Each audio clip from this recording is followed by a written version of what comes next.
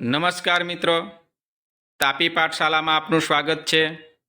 આજે આપણે GCERT ધોરણ 8 સામાજિક વિજ્ઞાન એકમ 2 ભારતમાં બ્રિટિશ શાસન ઈસવીસન 1757થી ઈસવીસન 1857 આ એકમમાં આવતા સ્વાધ્યાયની ચર્ચા કરીશું.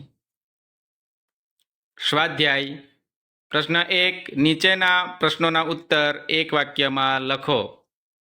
1. મીર જાફરને હટાવીને અંગ્રેજોએ કોને બંગાળનો નવાબ બનાવ્યો? ઉત્તર. મીર જાફરને હટાવીને અંગ્રેજોએ મીર કાસિમને બંગાળનો નવાબ બનાવ્યો. 2. ભારતમાં કયા ગવર્નરના સમયમાં કાયમી જમાબંધી દાખલ કરવામાં આવી? ઉત્તર. ભારતમાં ગવર્નર કોર્નવોલિસના સમયમાં કાયમી જમાબંધી દાખલ કરવામાં આવી. 3. કયા યુદ્ધના વિજયથી અંગ્રેજોને બંગાળમાં મહેસૂલ ઉઘરાવવાની સત્તા મળી? ઉત્તર. બક્સરના યુદ્ધના વિજયથી અંગ્રેજોને બંગાળમાં મહેસૂલ ઉઘરાવવાની સત્તા મળી. 4. રૈયતવારી પદ્ધતિના પ્રણેતા કોણ હતા? ઉત્તર. રૈયતવારી પદ્ધતિના પ્રણેતા થોમસ મુનરો હતા. પ્રશ્ન 2 ટૂંકનોંધ લખો. ટૂંકનોંધ 1. બિરસા મુંડા. ઉત્તર. બિરસા મુંડાનો જન્મ 15મી નવેમ્બર ઈસવીસન 1875માં થયો હતો. બિરસા મુંડાના પિતાનું નામ સુગના મુંડા અને માતાનું નામ કરમી મુંડાઈના હતું. બિરસા મુંડાનું બાળપણ ઘેટા બકરા ચરાવવામાં, વાંસળી વગાડવામાં અને અખાડાની રમતોમાં પસાર થયું હતું. બિરસા મુંડાએ સ્થાનિક મિશનરી શાળાઓમાં શિક્ષણ મેળવ્યું હતું. બિરસા મુંડાએ બાળપણમાં મુંડા લોકો અને દીકો વચ્ચેના સંગ્રામની વાતો સાંભળી હતી. બિરસા મુંડાએ વૈષ્ણવ ધર્મ પ્રચારક સાથે પણ કામ કર્યું હતું. બિરસા મુંડા યુવાન વયે જ જનજાતિ સમાજના ઉત્કર્ષના કાર્યમાં લાગી ગયા હતા. આદિવાસીઓનું આંદોલન ઉલ ગુલાનનું નેતૃત્વ બિરસા મુંડાએ જ લીધું હતું. જન આંદોલનમાં જનજાતિને બિરસા મુંડાએ હાકલ કરી હતી કે દારૂ પીવાનું છોડી દેવું, ઘર અને ગામની સફાઈ રાખવી અને ડાકણ જાદુકળામાં વિશ્વાસ ન રાખવો. બિરસા મુંડાએ મુંડાઓને પોતાના ગૌરવપૂર્ણ ભૂતકાળ પ્રમાણે જીવન જીવવા હાકલ કરી અને એક જગ્યાએ રહીને ખેતી કરવા જણાવ્યું. બિરસા મુંડાએ દીકુ અને યુરોપિયનો સામે સફેદ ઝંડાવાળું બિરસા રાજ અને ચળવળ મજબૂત બનાવી હતી. ઈસવીસન 1900માં બિરસા મુંડાનું અવસાન થયું હતું. ટૂંકનોંધ 2. રૈયતવારી પદ્ધતિ. ઉત્તર. રૈયતવારી પદ્ધતિના પ્રણેતા થોમસ મુનરો હતા. રૈયતવારી પદ્ધતિ લાગુ કરવામાં આવી તે સમયે થોમસ મુનરો મદ્રાસના ગવર્નર હતા. ઈસવીસન 1820માં મુંબઈ અને મદ્રાસ પ્રાંતોમાં રૈયતવારી પદ્ધતિ લાગુ કરવામાં આવી હતી.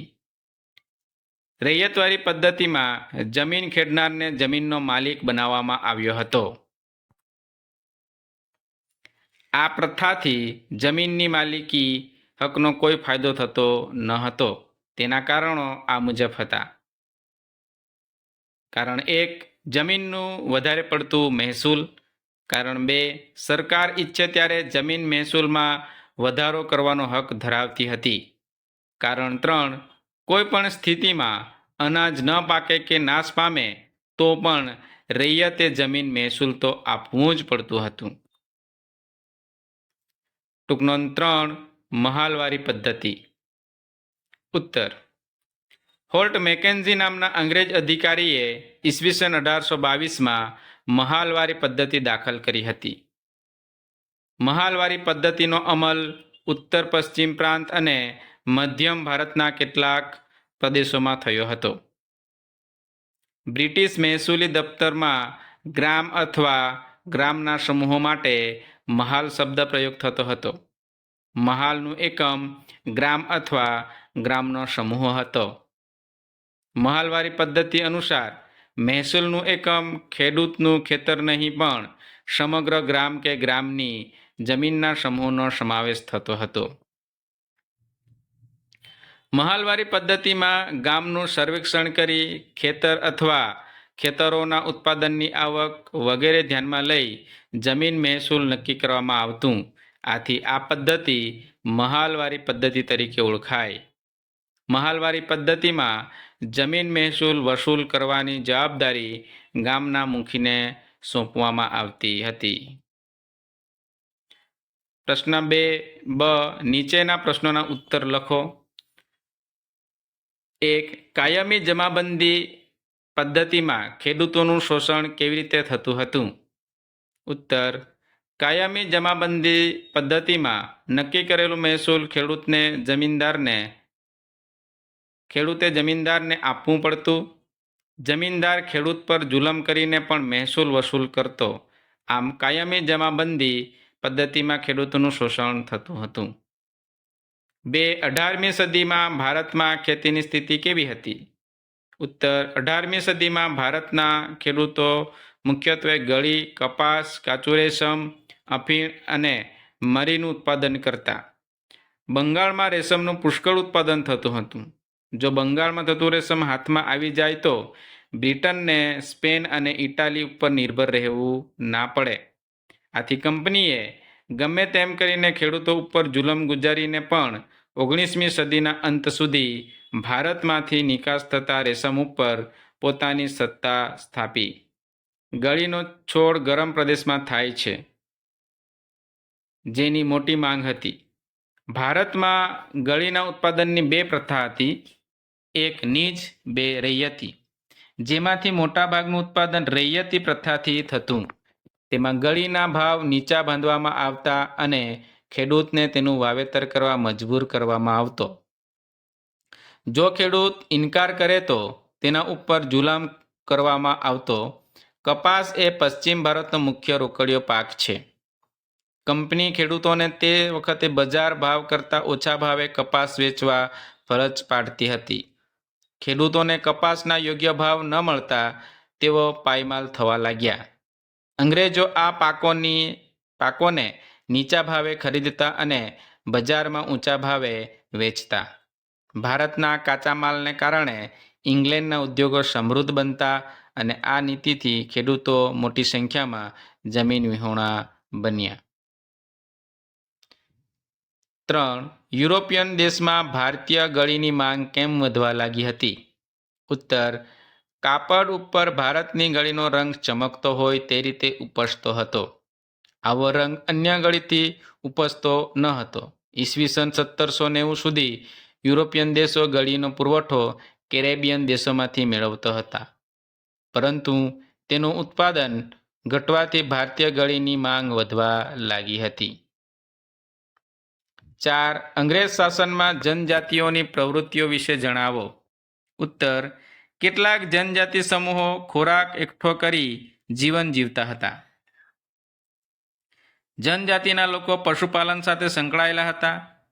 ઋતુ અનુસાર તેઓ ઘેટાં બકરાનું કે ગાય ભેંસનું ધણ લઈ સ્થળાંતર કરતા.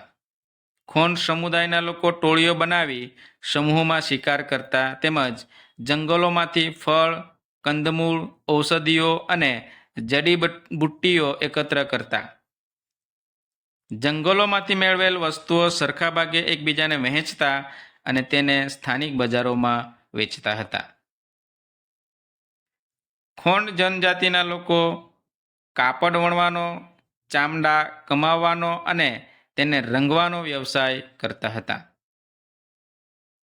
કેટલાક આદિવાસી સમૂહો સૂર્યનો તડકો જમીન પર પડે તે માટે જંગલોમાં વૃક્ષોની અડધી કાપણી કરીને તેમજ જમીન પરનું ઘાસ કાપીને ખેતી માટેની જમીન ખુલ્લી કરતા.